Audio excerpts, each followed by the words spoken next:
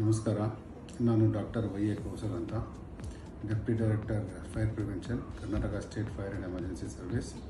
ಇವತ್ತಿನ ದಿನ ಈ ನಮ್ಮ BIS ಅಂತ ಏನು ಹೇಳ್ತಿದ್ದೀವಿ, ಬ್ಯೂರೋ ಆಫ್ ಇಂಡಿಯನ್ ಸ್ಟ್ಯಾಂಡರ್ಡ್ ಬಗ್ಗೆ ಕ್ಲಾಸ್ ಮಾಡ್ತೀವಿ ಅಂತೇಳಿ ನಮ್ಮ ಇಲಾಖೆಗೆ ಕೇಳ್ಕೊಂಡ್ರು. ನಮ್ಮ ಮಾನ್ಯ DGP ಅವರು ಹಾಗೂ ಡೈರೆಕ್ಟರ್ನವರೆಲ್ಲ ಸೇರಿ, ಇಲ್ಲ ಇದು ತುಂಬ ಅಗತ್ಯ ಇದೆ ನಮ್ಮ ಇಲಾಖೆಗೆ, ಮಾಡಬೇಕು, ನಮ್ಮ ಎಕ್ವಿಪ್ಮೆಂಟ್ಸ್ ಕೂಡ ಇದು ISO ಮಾರ್ಕ್ ಇರುತ್ತೆ, ಮಾಡಬೇಕು ಅಂಥೇಳಿ ಇವತ್ತು ಅನುಕೂಲ ಮಾಡಿಕೊಟ್ರು. ಆಗ ಪ್ರಥಮವಾಗಿ ಇದು ನಮ್ಮ ಇಲಾಖೆಯಲ್ಲಿ ಪ್ರಪ್ರಥಮವಾಗಿ ಮಾಡ್ತಾಯಿದ್ದೀವಿ. ಇದರಲ್ಲಿ ನಮ್ಮ ಡಾಕ್ಟರ್ CR ರಾಜೇಂದ್ರನ್ ಅವರು ಫಾರ್ಮರ್ ಡೈರೆಕ್ಟರ್ ಹಾಗೂ ಪ್ರೀತಾ ರಾಯ್ SP ಅವರವರು ತುಂಬ ಚೆನ್ನಾಗಿ ಕ್ಲಾಸ್ ಮಾಡಿದರು. ಏನು ನಮ್ಮ ಬ್ಯೂರೋ ಆಫ್ ಇಂಡಿಯನ್ ಸ್ಟ್ಯಾಂಡರ್ಡ್ ಅಂದ್ರೇನು, ಸ್ಟ್ಯಾಂಡರ್ಡ್ ಎಷ್ಟು ಥರ ಇರುತ್ತೆ, ಸರ್ಟಿಫಿಕೇಷನ್ ಹೇಗೆ ಮಾಡಬೇಕು, ಗೌರ್ಮೆಂಟ್ ಇಲಾಖೆ ಹೇಗೆ ಇನ್ವಾಲ್ವ್ ಆಗುತ್ತೆ ಅದರಲ್ಲಿ. ಆಮೇಲೆ ಮುಖ್ಯವಾಗಿ ನಾನಿಲ್ಲದೆ ನೋಡಿದ್ದೇನಪ್ಪ, ಒಂದು ತುಂಬ ಯೂಸ್ ಆಗಿದ್ದೇನಪ್ಪ ಅಂತಂದರೆ, ಸುಮ್ಮನೆ ಹಾಗೆ ನಾವು ಮೆಟೀರಿಯಲಲ್ಲಿ ನೋಡ್ತಾ ಇದ್ವಿ, ISI ಮಾರ್ಕ್ ISO ಮಾರ್ಕ್ ನೋಡ್ತಾ ಇದ್ವಿ.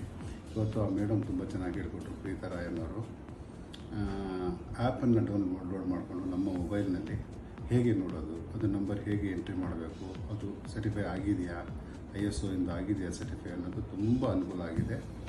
ಸುಮಾರು ಒಂದು 35ರಿಂದ 40 ಅಧಿಕಾರಿಗಳು ತುಂಬ ಪೂರ್ತಿ ನಮ್ಮ ಬ್ಯಾಂಗ್ಳೂರು ಇದರಿಂದ, ಲೋಕಲ್ ಬ್ಯಾಂಗ್ಳೂರಿಂದ regional fire officer, district fire officers ಮತ್ತು ಈ ಡೆಪ್ಟಿ ಡೈರೆಕ್ಟರ್ಸ್ ಎಲ್ಲ ನಾವು ಅಟೆಂಡ್ ಮಾಡಿದ್ದೀವಿ. ತುಂಬ ಅನುಕೂಲ ಆಗಿದೆ ಇದು BSI. ಹಾಗೆ ನಮ್ಮ DG ಸಾಹೇಬರಿಗೆ ನಂತರ ಭೇಟಿಯಾದಾಗ ಹೇಳಿದರು, ಯಾಕೆ ನಮ್ಮ ಇಲಾಖೆಯನ್ನು ಕೂಡ BSIನಲ್ಲಿ ತರಬಾರ್ದು ಅಂತ ಒಂದು ಪ್ರಸ್ತಾವನೆ ಬಂತು.